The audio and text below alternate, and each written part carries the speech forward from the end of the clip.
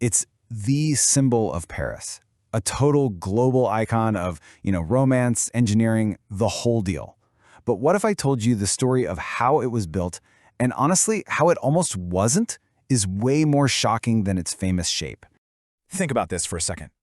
What if the world's most famous landmark was, well, never meant to stick around? That's the crazy truth about the Eiffel Tower. We look at it today and we see this like permanent, timeless thing. But that was not the plan, not even close. This thing was built with an expiration date. Yep, you heard that right. The original purpose of the Eiffel Tower was just to be a big, flashy entrance for the 1889 World's Fair.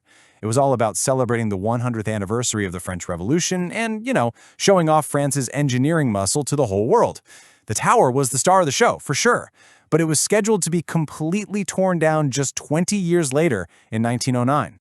All right, so let's get into the tower's true creators, because this is where the story takes a really interesting turn. You think Eiffel Tower, you think of one guy, right? But who really gets the credit? Well, it's not that simple. Of course, that name is Gustave Eiffel. His name is basically welded to the tower, and look, for good reason. The man was a brilliant engineer, a total visionary who made the whole thing happen. But, and this is a big but, he wasn't the one who drew the first sketch. Nope. The original idea, that very first drawing of this huge iron lattice tower, it actually came from two other guys, Maurice Koechlin and Émile Nouguier. These were two of the top engineers working at Eiffel's own company. Way back in 1884, they were the ones who first sketched it all out. And this is where Eiffel's true genius really comes into play. Okay, so he didn't draw it first, but he took one look at his engineer's design and he got it. He saw the massive potential. So what did he do? He bought the patent, helped tweak the plans, and then became its biggest, loudest, most passionate champion. He was the one who willed it into existence for the World's Fair. Okay, next up, building an iron giant. The vision was there, the patent was secured, but now came the really hard part, actually building this thing.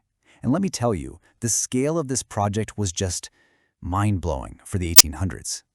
And get this, the speed was just breathtaking. They started digging on January 28, 1887. By March 31, 1889, it was open. That's 2 years, 2 months, and 5 days from start to finish. I mean, that is an unbelievably fast pace, especially back then. Seriously, this was an engineering feat of just staggering proportions. To really wrap your head around what this took, we gotta look at the numbers. And every single part had to be made with insane precision before it was hauled up and assembled way up high above Paris. So let's break it down. Okay, first up, 7,300. That's how many tons of puddled iron went into this thing. We're talking a special kind of super strong, super durable wrought iron. Next number, 18,038. That's how many individual pre-made parts that iron was shaped into.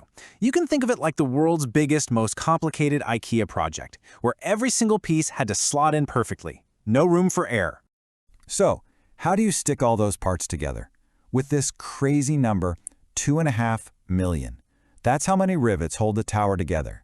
And every single one of them had to be heated up red hot and hammered into place by hand. Just an incredible amount of work.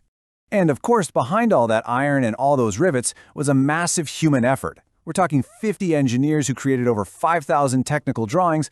Then you had about 150 people working in the factories making the parts, and another 250 workers right there on the site, putting it all together in some pretty dangerous conditions. All right, now for a big twist in the story, the most hated tower. You'd think everyone in Paris would be amazed watching this thing go up, right? A marvel of modern engineering. Well, nope. A lot of people were absolutely horrified. Listen to this. This quote just nails the vibe from the artsy elite in Paris. A protest against the useless and monstrous metal monster. I mean, wow, they didn't see progress. They saw a giant, ugly factory smokestack just ruining the skyline of their beautiful city. It's kind of hard to wrap your head around now, but many of the most famous artists and writers in Paris actually signed a petition to stop the construction. They even formed a committee of 300, one member for every meter of the tower's planned height, just to protest it. They were calling it things like a truly tragic street lamp. For them, it was just this ugly industrial thing crashing into the classic beauty of Paris. They really, really hated it. So how did it survive? We've got the clock ticking on its 20-year permit. All the influential artists are calling for it to be torn down. How did this monstrous tower make it?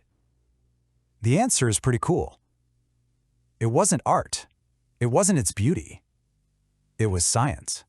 This goes back to Gustave Eiffel being just as smart a businessman as he was an engineer. He knew arguing about its beauty was a losing game with some people, so he came up with a survival plan. He decided to make it indispensable.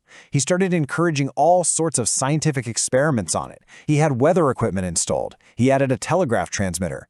And then, and this was the real game changer, he let them set up a massive military radio antenna right at the top.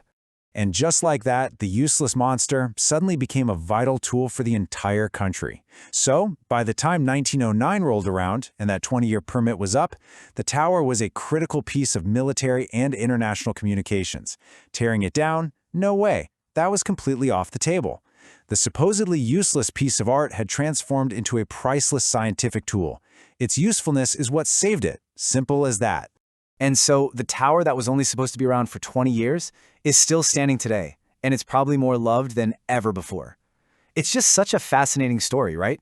All about vision, huge controversy, and then just smart adaptation. It really makes you think, what does it take for something to truly last forever? Is it what the creator first imagined it to be? Or is it the ability to find a totally new purpose that no one ever saw coming?